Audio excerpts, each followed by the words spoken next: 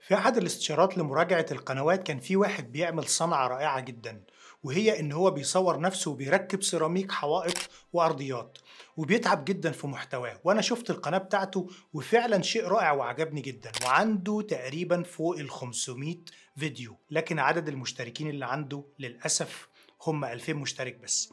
ولما شفت إحصائيات القناة لقيت المشكلة بسهولة، وسألته سؤال مهم: ايه هدفك من عمل قناة على اليوتيوب؟ وكان الرد في الحقيقة هو رد صادم، وهو السبب ان القناة فعلا ما فيهاش مشاهدات وما فيهاش مشتركين. وطبعا قلت له السبب وقلت له الحل، وهتعرف انت السبب والحل في الفيديو ده بخطوات بسيطة جدا. وانا بصراحة عملت الفيديو ده لان اكتر سؤال بتسأله في الوجود انا ايه المشكلة اللي في قناتي، ولما بدخل القناة بلاقي المشكلة واضحة جدا، لكن صاحب القناة مش شايف المشكلة دي.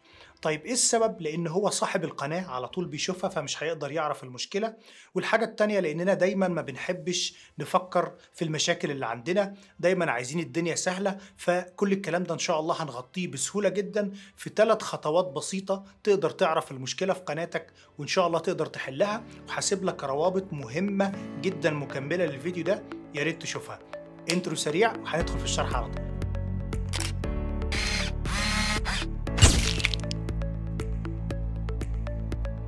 السلام عليكم ورحمة الله وبركاته. لو أول مرة تشوفني، أنا أحمد ممدوح، والقناة بتهتم بتطوير مهاراتك في صناعة المحتوى عشان يكون عندك بيزنس أونلاين. لو مهتم بالمجال ده ممكن تشوف الفيديوهات اللي موجودة في القناة، وإن شاء الله يعجبك المحتوى وتشترك معانا. أنا ممكن أقعد أشرح لك بقى كتير في الكلمات المفتاحية والعنوان وتعملهم إزاي. كل الكلام ده تقدر تتعلمه في كورس يوتيوبيات موجود مجاني على القناة، وكمان موجود في الموقع بتاعنا.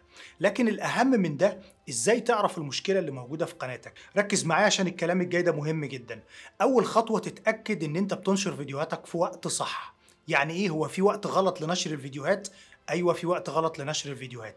طيب تقدر تعرف ده إزاي؟ الموضوع ببساطة خالص إن أنت بتدخل على قناتك على الإحصاءات أو التحليلات، ومن التحليلات بتدخل على الجمهور. كل ما كان اللون بنفسجي كده يبقى ده أفضل وقت لنشر الفيديو بتاعك. لو اللون غامق معناه إن ده وقت مفيش عدد كبير من المشاهدين موجودين على اليوتيوب. طيب لو ما لقيتش الإحصاءات دي موجودة، يبقى أنت عندك مشكلة إن أنت لسه قناتك جديدة، ولسه ما عندكش إحصاءات تساعد اليوتيوب إن هو يقدر يعمل لك المنظومة دي اللي أنت شايفها قدامك. طيب تعمل إيه؟ تنشر فيديوهات أكتر لحد ما تبدأ تظهر عندك. وتقريبا يعني الوقت المناسب دايما من الساعة 8 مساء للساعة 10 بتوقيت الدولة اللي أنت بتستهدفها. طبعا بالنسبة للدول العربية الأوقات تقريبا قريبة من بعض. طيب دي كده تركة ظريفة المفروض ان انت تعملها. لو لقيت نفسك بتنشر في مواعيد غلط، ابدأ انشر في المواعيد الصح في القناة بتاعتك. تاني خطوة هتدخل على استوديو اليوتيوب من التطبيق او من جوجل كروم، وبعدين تدخل على الاحصاءات او التحليلات، وبعدين تشوف نسبة النقر للصورة المصغرة كام. لو الرقم ده اقل من 4% والمشاهدات قليلة، فيبقى مشكلتك في الصورة المصغرة والعنوان. شوف كورس يوتيوبيات في الوصف هيعرفك تعمل ده صح ازاي، عشان دي تعتبر من أهم العوامل في نجاح أي فيديو على اليوتيوب. لو أنت جبت أجمل هدية في الدنيا لواحد وغلفتها في غلاف شكله وحش، هل هتعجبه الهدية؟ طبعا الصورة المصغرة تعتبر الغلاف بتاع الفيديو. فمهم جدا ان انت تعملها بشكل احترافي وتتعلمها صح، وكمان تعمل عنوان يكون بيحفز المشاهد ان هو يضغط على الفيديو ويتفرج عليه. طيب لو حابب تعرف يعني ايه 4%، يعني كل 100 واحد ظهر قدام الفيديو 4 ضغطوا على الفيديو بتاعك. وبالتالي النسبة دي كل ما تعلى كل ما يبقى فيه إمكانية ان الفيديو بتاعك ينتشر أكتر، واليوتيوب يعتبر ان الجمهور مهتم بالفيديو بتاعك، وبالتالي يبقى الاقتراحات أكتر والمشاهدات أكتر، وأكيد طبعا المشتركين. وطبعا لو النسبة دي أقل من 4% فالفيديو بتاعك تقريبا مفيش حد هيفتحه، عدد قليل جدا، وده أكيد هيكون السبب في ان المشاهدات قليلة والمشتركين قليلين. طيب لو لقيت النسبة دي أكتر من 4% ولسه مفيش مشاهدات، يبقى المشكلة عندك في المحتوى اللي أنت بتعمله، يعني مش عاجب الجمهور. وتقدر تعرف ده من نسبة الاحتفاظ بالجمهور، بيكون موجود داخل الإحصاءات أو التحليلات في استوديو اليوتيوب.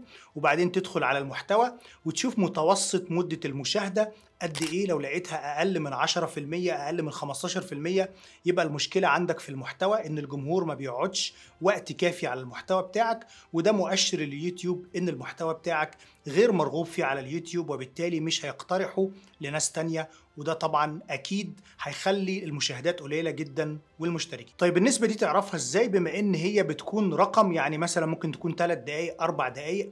الموضوع ببساطه خالص عشان تعرفوا على القناه بالكامل ان انت بتشوف متوسط الفيديوهات بتاعتك مدتها قد ايه. يعني لو افترضنا ان انت متوسط الاحتفاظ بالجمهور عندك 1 وانت طول الفيديو بتاعك 10، فانت هتقسم 1 على 10 وتضربه في 100، وبالتالي كده بتكون النسبه 10% عشان تقدر تعرف النسبه على القناه بتاعتك بالكامل. وتقدر تعرف النسبه دي بشكل ادق على الفيديوهات لو دخلت داخل احصاءات الفيديو وعلى الجمهور هتلاقي النسبة واضحة ومكتوبة رقم 25% 30، وكل ما الرقم ده عالي معاك كل ما فرق جدا في الانتشار عندك في القناة بتاعتك. طبعا كمان داخل الفيديوهات بتاعتك بقى بتقدر تشوف الجمهور دخل امتى وخرج امتى وقعد وقت قد ايه، فده بيساعدك ويعرفك الجمهور بيخرج امتى من الفيديو بتاعك وليه بيخرج من الفيديو بتاعك، وبناء عليه بتعرف المشكلة الأساسية في المحتوى اللي انت بتعمله. طيب لو انت مش عارف خالص بتعمل ايه، بتعرض الفيديو ده على اصحابك او ناس مهتمين بنفس المجال وتبدا تشوف تفاعلهم ايه. طيب يبداوا هم يدوك التعليقات بتاعتهم، طب حسن ده، طب شوف المشكله عندك في الصوت، المشكله عندك في الفيديو. المهم في الاخر تتشقلب وتحاول تجد المشكله في المحتوى بتاعك. لو مش عارف احضر لايف من مراجعات القنوات عندنا في القناه، وحتى لو قناتك ما جاش عليها الدور انت اكيد هتستفيد من مراجعه قنوات غيرك وهتعرف المشكله عندك ايه. المهم ان انت بالطريقه دي قدرت تعرف المشكله الاساسيه عندك فين والمفروض تحسنها ازاي. طبعا في عامل مهم جدا برضو اللي هو وقت المشاهده بالكل، مش نسبه، هو وقت المشاهده. كل ما الرقم ده عالي 5 دقائق 10 دقائق 15 دقيقه، فانت كده بتحتفظ بالجمهور داخل منصه اليوتيوب اطول وقت ممكن، ودي اكتر حاجه اليوتيوب بيحبها، فهيبدا ينشر فيديوهاتك. وعايز اقول لك ان القنوات دلوقتي بتكبر مش من موضوع السيو ولا موضوع البحث، طبعا البحث عليه عامل بس مش كبير، بتكبر من اقتراحات الفيديوهات اللي هو اليوتيوب بيعرفها عن طريق المؤشرات اللي احنا قلنا عليها: الضغط على الصورة المصغرة، العنوان، وقت الاحتفاظ بالجمهور، وكمان وقت المشاهدة. وعايز اقول لك ان اكتر مشكلة دايما بشوفها في القنوات ان هو مش واخد باله ان المحتوى بتاعه مفيش اي احتفاظ بالجمهور عليه، وبالتالي هو هيقعد يعمل سنين في نفس المحتوى بنفس الطريقة ومش هيوصل للنتائج اللي هو عايزها. طيب لو انت عايز تراجع قناتك بنفسك وتعرف الاخطاء، انا عملت برنامج رائع جدا مجاني، تقدر تدخل على البرنامج ده موجود في صندوق الوصف. هتدخل وهتلاقي كل احصائيه من اللي انا بتكلم عليها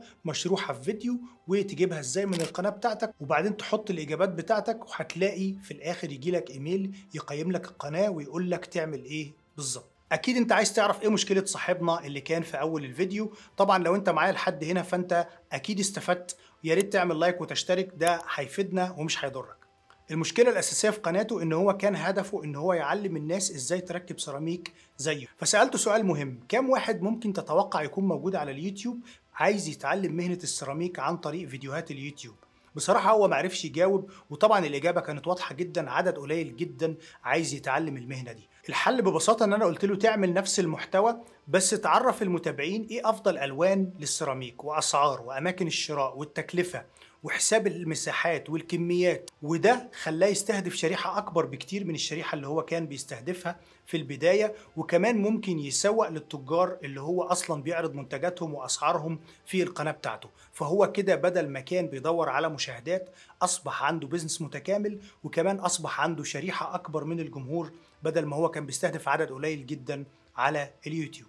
وبس كده، اتمنى تكون استفدت من الفيديو. لو عايز تتعلم مهارات صناعة المحتوى بالكامل من كورس مجاني، شوف كورس يوتيوبيات هيكون موجود هنا. وكمان لو انت عايز تعرف محتواك مقبول ولا لا، شوف الفيديو ده هيساعدك بشكل كبير تعرف اذا كان محتواك ان شاء الله هيتقبل ولا في مشكلة تلحق تصلحها. شكرا لكم، كان معاكم احمد ممدوح، سلام.